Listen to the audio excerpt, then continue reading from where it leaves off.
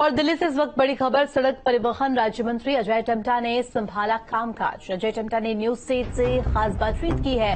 विकास के road map को लेकर के अजय टम्टा ने बातचीत की है। तो चीन से लगी हुई सीमाओं पर ज्यादा फोकस रहेगा। देश के प्रथम गांवों तक पक्की सड़कें पहुंचेंगी और खत्म होगा सीमावर्ती गांव से पलायन। देश में बिछेगा एक्सप्रेसवे हाईवे का जाल और नितिन गडकरी के नेतृत्व में बनेंगे नए रिकॉर्ड।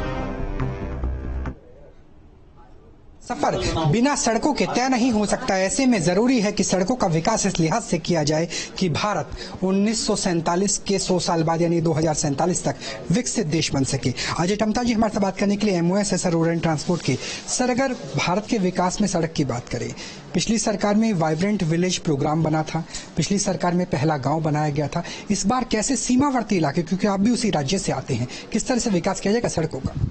मैं बहुत ही सौभाग्यमान अपने को मानता हूं कि मुझे इतना महत्वपूर्ण विभाग माननीय प्रधानमंत्री जी के द्वारा ये बहुत बड़ी जिम्मेदारी मुझे दी है और आदरणीय नितिन गडकरी जी के साथ मैं काम करके एक और अच्छा अवसर मुझे मिलेगा।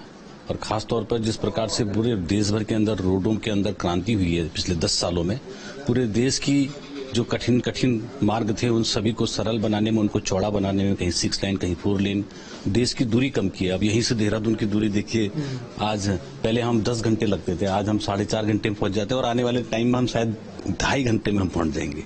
तो ऐसे मार्गों का निर्माण हुआ है।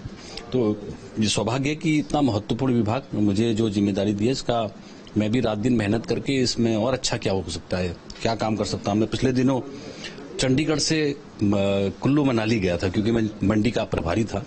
तो पहले जब जाता था तो 12-13 घंटे लगते थे और इस बार जो है अगर आप चंडीगढ़ से जाएंगे तो आप 4.5-5 घंटे में मनाली पहुंच जाएंगे।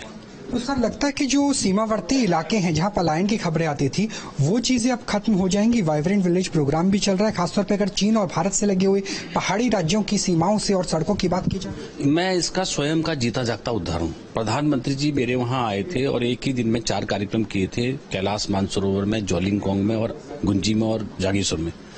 और पहले लोग साल भर में 2-4-5 हजार लोग जाते होंगे आदि कैलाश, तब रोड भी नहीं थी, अब रोड बन गई है। लास्ट पॉइंट तक रोड बन गई, जोलिंगकोंग तक, वहीं पर पार्वती सरोवर है और वहीं से आदि कैलाश के आप दर्शन कर सकते हो।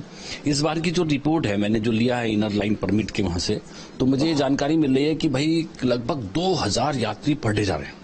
अगर नेशनल हाईवे की बात करें तो भारत के जो नेशनल हाईवे अमेरिका के बाद दुनिया में नंबर 2 पर है, लेकिन एक्सप्रेस हाईवे में हम कहीं पीछे हुए हैं। तो आपको लगता है कि सरकार में, क्योंकि मोदी जी ने कहा था ट्रेलर है, अभी पिक्चर बाकी है, एक्सप्रेस हाईवे का जाल भी पूरे देश में देखने को मिल सकता है क्या? मुझे लगता है कि जिस प्रकार से एक्सप्रेस हाईवे के माध्यम से हम बहुत कम समय में अपनी दूरी कम कर सकते हैं, ट्रांसपोर्ट जल्दी पहुंचा सकते हैं।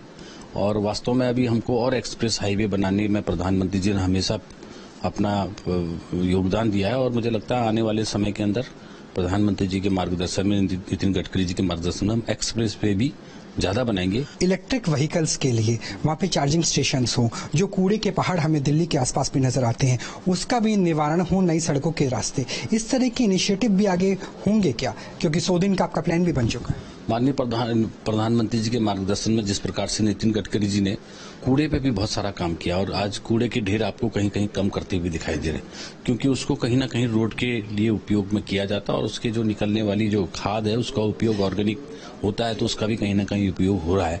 तो इस पर भी एक नीति बनेगी और नीति बन भी रही है और उस पर काम भी हो रहा है। तो आने वाले समय भारत के लिए बहुत ही अच्छा है, क्योंकि नई टेक्नोलॉजी, नए इनोवेशंस, नए आइडियाज को ला करके इन सभी चीजों को हम व्यवस्थित कर रहे हैं।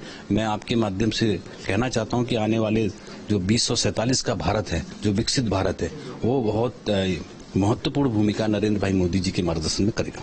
न्यूज नेशन को वक्त देने के लिए बहुत बहुत शुक्रिया। चलिए, विकसित भारत का रास्ता सड़क परिवहन से तय होगा, उसमें इलेक्ट्रिक व्हीकल भी होंगी, कूड़े का निर्धारण भी होगा और साथ में कोशिश इस बात की भी होगी कि हर एक गांव को जोड़ा जाए, सीमावर्ती इलाकों से पलायन समाप्त कर दिया जाए। कैमरा सहयोगी जयराम के साथ राहुल अब्बास, न्यूज 8 दिल्ली।